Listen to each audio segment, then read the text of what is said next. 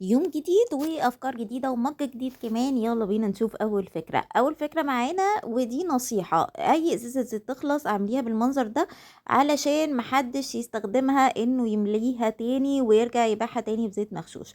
لو عندِك السكاكين بتاعتِك تلمة جرّبي تعملي الموضوع ده، إن أنتِ تعمليها كده على ضهر أي مَج بورسلين وهي هترجع تاني حامية زي الأول، أو يعني هتتحسن بدرجة كبيرة جدًا. فجربيها وقولي لي رأيِك. الشماعات المكسورة ممكن تستخدميها ودي فكرة حلوة أوي لو عندِك أطفال، إن أنتِ تعلقي عليها كده بَكَر المناديل وتعلقيها في حتة بعيدة علشان الأطفال ما يبهدلوهاش ويضيّعوها زي ما هُم بيعملوا دايمًا. بالنسبة لليمون بقى، أحسن طريقة تحافظي بيها على الليمون هو إنِّك تلفي كل ليمونة في ورق فويل كده، والليمون يا جماعة هيفضل معاكِ فترة طويلة بجد هتنبهري يعني. بُصّوا الفكرة دي أنا من ساعة ما عرفتها يعني اتبسطت أوي بيها، يعني بجد فكرة حلوة جدًا.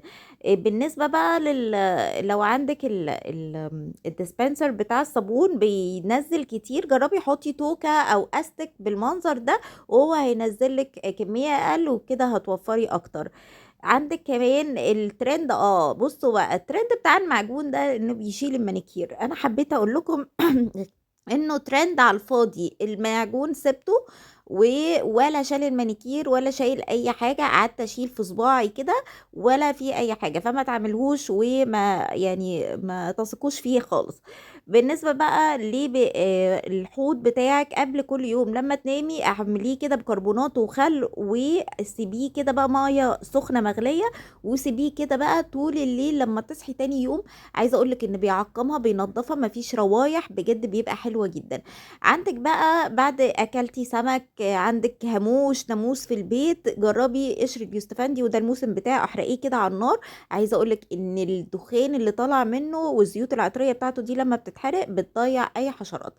بالنسبة بقى لسلق البيض جرّبي كده تخبطيها من فوق بالمعلقة، ما تخافيش بجد يا جماعة السلق ده بيبقى أسهل بكتير وبتتقشّر معاكِ بكل سهولة، جرّبيها وقولي لي رأيِك.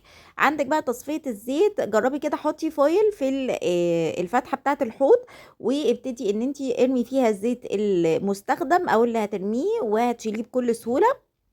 كمان الجير أو الكَلَس اللي بيبقى على الحنفيات، أنا جرّبت الفكرة دي وبجد رهيبة يا جماعة، شالوا بمنتهى السهولة، بيكربونات وكده حطيتها وفردتها كويس وخَل عليها وسِبتها تفور كويس جدًا، ونزّلت عليها سِبتها شوية يفوروا مع بعض، ونزلت عليها بمَيّة مغلية، عايزة أقول لكم رجعت جديدة، جديدة بجد، دعكت كده بس شوية الحتت اللي هي مستخبية من جوّه وتحت الحنفية كده، بجد يا جماعة رجعت بتبرق وبتلمع، لازم تجرّبوها. لو عندِك بقى بصل كتير جرّبي إن أنتِ تحرقي راس البصلة بالشكل ده قبل ما تخزّنيه، عايزة أقول لِك إن البصل مش هياخد رطوبة تمامًا، مش هيعفّن، هيقعد معاكِ وقت طويل جدًا، بجد جرّبيها. الهاك دي بقى حلوة جدًا لو عندِك الغسيل خصوصًا الأبيض، عارفة شريط الفحم ده بيتباع بأي صيدلية وسعره رخيص أوي، باحط كده حبّاية منه مع سائل الغسيل بتاعي، وابتدي إني أغسل الهدوم بتزهزه، بتنوّر يا جماعة. حوامل البيتزا دي بقى بس تستخدميها استخدامات كتيرة جدًا، استخدام منهم إن أنا باحطها كده للصابونة، عايزة أقول لكم إن بجد بتنزّل كل البواقي بتاعة الصابون وما بتخلّيش الصابونة تخلص بسرعة، بجد فكرة حلوة أوي. بالنسبة بقى لإيد المقاشة اللي دايمًا تفلت مننا كده، بالونة يا جماعة، بالونة، الحل ببالونة، بنلبّسها كده في إيد المقاشة وعايزة أقول لكم ما بتتشالش خالص، بتبقى جامدة جدًا معانا وبجد فكرة حلوة أوي. الورد لو هتحطيه في الفازة ما تتنوش بالطريقة المعتادة، لأ اعكسي الوردية كده وهي هتبقى أحسن وأشيك في الفازة بتاعتِك، تمام.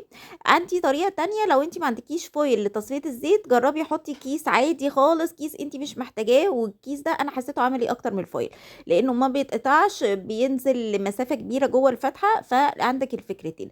قولي لي بقى إيه أنهي فكرة عجبتِك، وما تنسيش اللايك والسبسكرايب.